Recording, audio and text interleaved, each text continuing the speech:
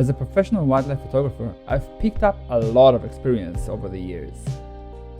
But there are a few things that I wish I knew when I started, and that's what I'm going to share with you in this video today.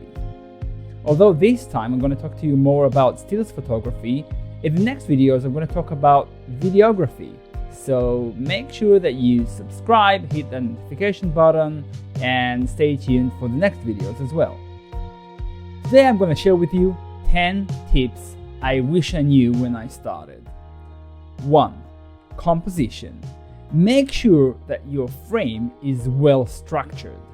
I mean, it can be like this one with the rule of thirds. It can be a natural framing like this one, or even this one. It can be a good leading of the eye like that one. And it can be a nice complex composition like this one with the elephant. 2. No front light. I know that people have taught you photography might have told you, listen, always shoot with the sun in your back. That's the most boring shots ever. If you want to get a good photo, try to use a side light like this one, or even more towards the back like this one when the sun is just to the back and left of the polar bear. When you shoot with a backlight, make sure that you have a dark background, and then you can even get shots like this, or even like this one when the entire animal is shown in contour. I mean, even look at this baby cheetah.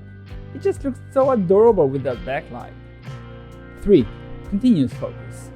I use continuous focus, which is AFC on Nikon or AI Servo on Canon, for 90-95% of the time, because using a big telephoto lens and the animals are moving around with this shallow depth of field means that it can go out of focus any second.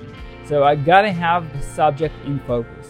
Move the focus spot point around to make sure that it's on the animal.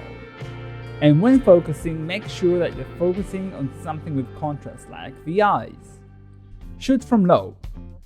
The thing that I hate the most about many photographs is that people shoot from above, and when you do that, the animal looks really small and insignificant. If you shoot from the same eye level, you look equivalent, and if you shoot from below, then the animal looks even greater than it is in real life, which is impressive and respectful. So I prefer to shoot from a low angle, and then you get photos like this one. And if I shoot from the water, I just shoot from just touching the water level, then you get photos like this one. Look, I'm actually underneath the bear in the height. If your photos are not good enough, it means you're not close enough. So get closer. But remember, when you get close, keep yourself safe. If you can't get close in person, use a remote trigger. I'm talking about it in one of my next videos. And then you get photos like this, or like this one, or this one with a family of bears. 6. Shoot unique behaviors. Behavior is the holy grail of wildlife photography. That's what everyone's looking for, because if you have a good behavior, a good unique interaction, the photo is a lot more interesting, because behavior creates a story with the viewer's mind. And that's what the editors are looking for, that's what the judges in competitions are looking for. So make sure you capture a good behavior. Here are some examples. So you can capture photos like this one, or this one. And look at this one. It really shows you a story that you can get engaged with. 7. Respect nature. Don't harass the animals. Don't put them in danger. It's not worth going to a nest and then scaring the parents away, endangering the chicks. I mean, you don't want to do that. You don't want to risk the animals. You don't want to harass the animals. Otherwise, you might get photos of animals stressed, which is not good. And of course, we don't want to kill any animals in the process, and we don't want to endanger yourself. So respect the animals. We are guests in their home and not the other way around. And wildlife photography is all about respect. You have to be a part of nature, not above it. So don't chase animals. Let them come to you. And when they do, it's them that And when they do, it's them that's in control. So they feel a lot more safe.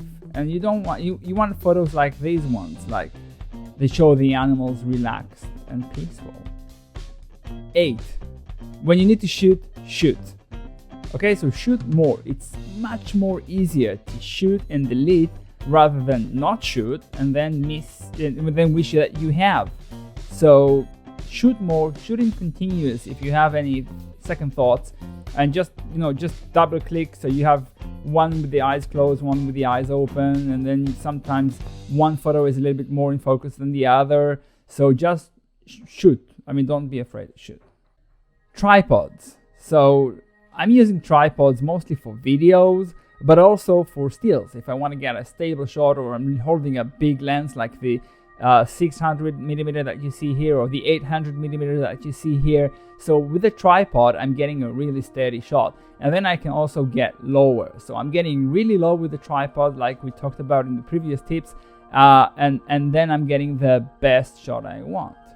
So use a tripod, stay steady. 10. Photographing a chase. So a chase is one of the most unique behaviors. It's a kill, it's a battle for life and death, and that's like the apex, the pinnacle point of wildlife photography. So when you photograph a chase of any animal, you never focus on the one being chased. You always focus on the one who's doing the chasing. So we don't know where the one being chased is going to go. It can go anywhere, and the one chasing will go after the one being chased. So it makes a lot more sense to focus on the one that's doing the chasing. And then you have way better chances of capturing anything in focus. So remember, always focus on the chaser. So these are the 10 tips for wildlife photography, but I want to give you one more. So that's the 11th tip, that's a bonus tip, and that's research your subject. Before you're going on a project, before you're going to photograph any animal, make sure you know as much as you can about that animal. How it behaves, what sounds it's making, how to get closer, what can you capture, and how can you capture that photo. So make sure that you do your research, see other photos, see other videos, and you know what to expect, and of course how to keep the animal safe and yourself safe. So which tip do you like the most? What are your favorite tips for wildlife photography? Write in the comments below and I'll make sure to read it out. And as always, like, subscribe, turn up those notification button with the bell, and see you in future videos. And of course, you're welcome to share as always.